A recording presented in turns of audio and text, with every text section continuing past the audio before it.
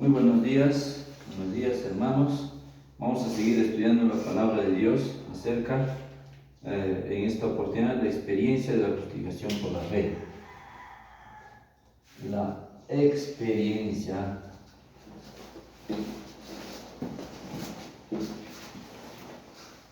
de la justificación por la fe. La experiencia de la justificación por la fe. Este documento fue escrito ya por los años 1890. Siempre vamos a trazar una línea de tiempo para identificarnos. Aquí, 1890. Después de 1888, ¿ya? Fue después. En 1890 es escrito esto, la Review Herald del 4 de noviembre. La Review Herald, 4 de noviembre. Fue escrito este documento que habla acerca de Jesús. Marcos 1:16 dice así, del 14 al 16. ¿Ya? Jesús vino a Galilea, el Señor Jesús vino a Galilea, predicando el evangelio del reino de Dios, diciendo: el tiempo se ha cumplido y el reino de Dios se ha acercado. Arrepentíos y convertíos y creed en el evangelio. Entonces estaba invitando nuestro Señor Jesús acerca de que creyéramos en el evangelio.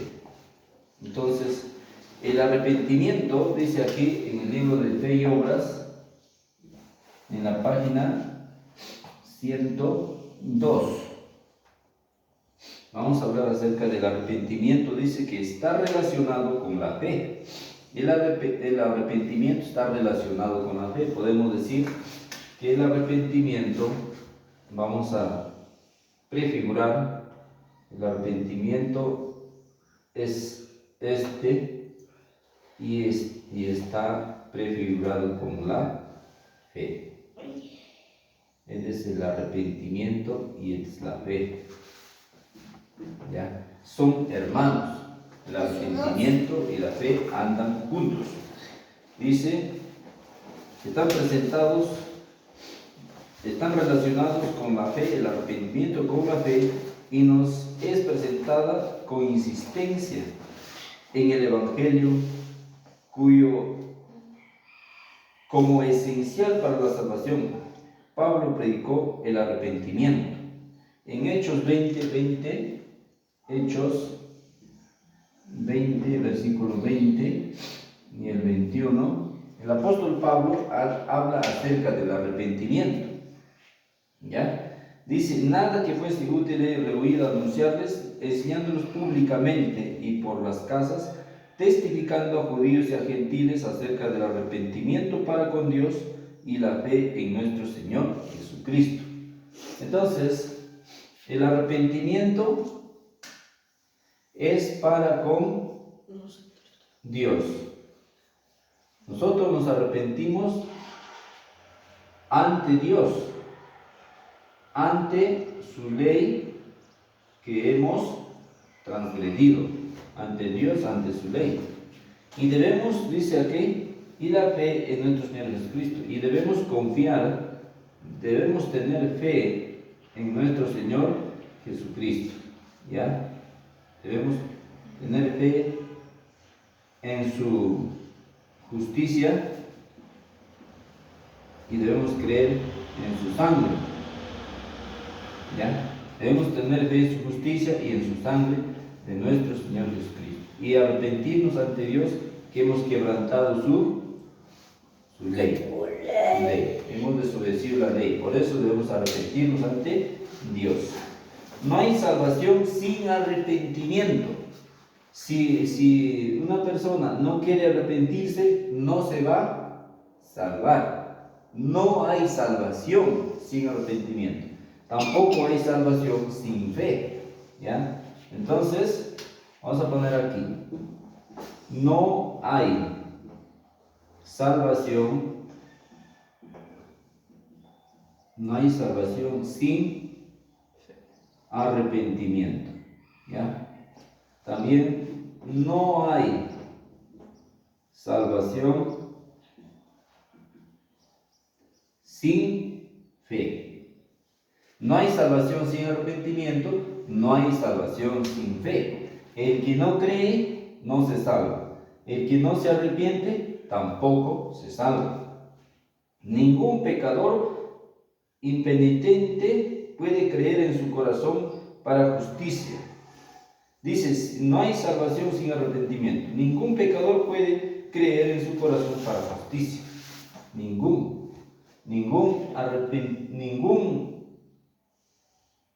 ser humano, si no se arrepiente, no se salva. Ningún pecador penitente, ningún pecador que se ha arrepentido de corazón, pero no cree en Cristo, tampoco se va a salvar. ¿Ya? Así dice aquí. El arrepentimiento es descrito por Pablo como un piadoso dolor por el pecado, que produce arrepentimiento para salvación, de que no hay que arrepentirse. ¿Qué cosa es el arrepentimiento? Vamos a hacer aquí así.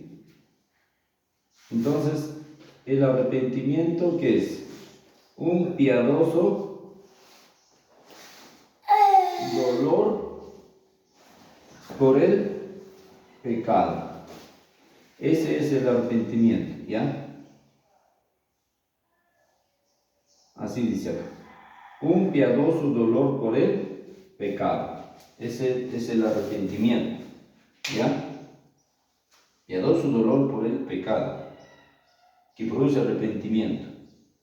Este arrepentimiento no tiene en sí ningún mérito por naturaleza, sino que prepara el corazón para la aceptación de Cristo como el único Salvador, la única esperanza para el pecador. Entonces, cuando una persona siente un dolor por el pecado, se siente triste por lo que ha hecho, se desespera por su condición pecaminoso, por su corazón se desespera, por su condición pecaminosa, su conducta, mala vida en su vida, mal vivida, con su comportamiento desesperante ante la ley, se siente condenado. Se siente condenado. Por lo tanto, exclama: ahora, ¿qué me puede salvar? Entonces, se desespera y está en esa condición triste. Entonces, su corazón está preparado ¿para qué? Como el único Salvador, acepta entonces, dice, así, en esa condición, acepta, dice, el que prepara el corazón para la aceptación de Cristo como el único Salvador. Entonces, eso es la fe. ¿Ya? Así, acepta en su corazón, así triste, dolido por su pecado, desesperado por su condición, angustiado. Ahí, así acepta en su corazón a Cristo como su única esperanza, como su único consuelo. Acepta a Jesucristo. Es así lo que ocurre. Cuando el pecador contempla la ley, le resulta clara su culpabilidad. y queda expuesto ante su conciencia y es condenado. Entonces este pecador, el pecador, vamos a ponerlo aquí, el pecador así, ¿ya? Entonces el pecador está ahí, el pecador. El pecador entonces, cuando contempla, dice, la ley de Dios, cuando contempla la ley de Dios, ¿ya? Resulta clara su culpa.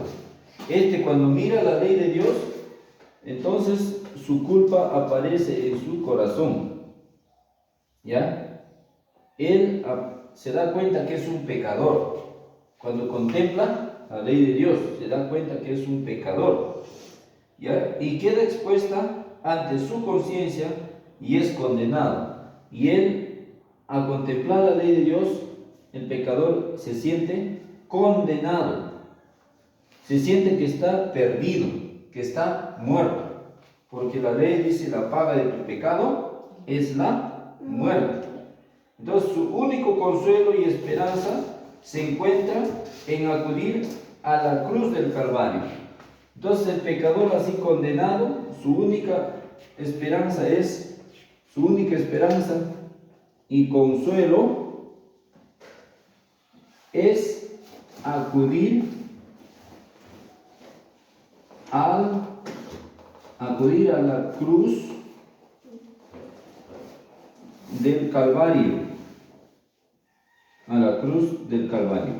Y esa cruz del Calvario, entonces, cuando por el arrepentimiento, él, porque ve la ley, en su corazón está dolido, entonces él tiene que contemplar a la cruz del Calvario, ¿ya? A la cruz del Calvario. Ahí contempla a Cristo el moribundo por sus pecados, ¿ya? Calvario, al confiar en las promesas, aceptando lo que dice Dios, recibe alivio y paz en su alma y clama: Señor, tú has prometido salvar al que acude a ti en el nombre de tu Hijo. Soy un alma perdida, impotente y sin esperanza. Señor, sálvame o perezco. Su fe se aferra a Cristo y es justificado delante de Dios. Entonces nosotros sabemos muy bien que la cruz del Calvario es que está brillando ahora, ¿dónde? En el santuario celestial, ¿ya? En Conflicto de los Siglos, página 543, dice que la luz de la cruz del Calvario en el santuario celestial brilla un rayo de esperanza para este pobre condenado y angustiado. Entonces, cuando él clama al Señor, dice: Señor, tú has prometido salvar al que acude a ti en el nombre de tu Hijo. Soy un alma perdida, impotente, sin esperanza, sin consuelo. Señor, sálvame o perezco. Así su fe se aferra a Cristo, que está en el santuario celestial, en el tercer cielo, delante de su Padre. Así, en ese momento es justificado, es aceptado delante de Dios y todos sus pecados son perdonados, ¿ya? Y todos sus pecados son perdonados. Pero al paso que Dios puede ser justo y sin embargo justificar al pecador por los méritos de Cristo, nadie puede cubrir su alma con el manto de la justicia de Cristo mientras practica pecados conocidos. Entonces este pecador ya no tiene que practicar pecados conocidos. Entonces él tiene que confesar. El que esconde sus pecados no prosperará, mas el que lo confiesa y se aparta alcanzará misericordia. Dice: mientras practique pecados conocidos, no va a ser aceptado, justificado ni perdonado. Dios requiere la entrega completa del corazón antes que pueda efectuarse la justificación. ¿Qué es lo que tiene que entregar él? Todo el corazón por el arrepentimiento. Tiene que confiar en Dios, en Cristo, confiar en Cristo completamente. Entonces es justificado. Dios requiere la entrega completa del corazón antes de que pueda efectuarse la justificación. Y a fin de que el hombre retenga la justificación, debe haber una obediencia continua mediante una fe activa y viviente que obre por el amor y purifique el alma. Entonces el pecador tiene que siempre tener fe en la justicia justificadora de Cristo, ¿ya? Y tiene que siempre creer en la sangre purificadora de Cristo. Así puede mantener la justificación. Si él no se mantiene confiando, creyendo o confiando en la justicia justificadora de Cristo, y no se mantiene creyendo, confiando en la sangre purificadora de Cristo, puede perder la justificación. Puede perder la justificación, ¿ya? Entonces, el Señor dice en Santiago escribe y dice: no fue justificado por las obras Abraham nuestro padre, como ofreció a Isaac sobre el altar. ¿No ves que la fe actuó juntamente con sus obras y que la fe se perfeccionó por las obras? Entonces, sabiendo nosotros que la justificación no es por las obras, aquí el arrepentimiento y la fe no son obras, son dones de Dios. Entonces, dice aquí, como resultado de que ha confiado en la justicia justificadora de Cristo y como resultado de que sigue creyendo, confiando en la sangre purificadora de Cristo, el cristiano va a ser fiel y obediente a Cristo. Pero su justificación no es porque es fiel ni porque es obediente, sino que su justificación es por la fe. Justificación por la fe sola.